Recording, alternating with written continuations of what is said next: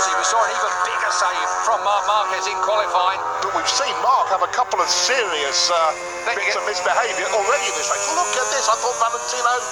We're going to see more yet, Julian, that's a fact. Straight underneath and he moves Marc Marquez off the line. Valentino Rossi. And again, feet off the footrest, looks round. I wouldn't bother waving. This is Barry Sheen versus Kenny Roberts, 1979, ladies and gentlemen, and everybody's shaking their heads.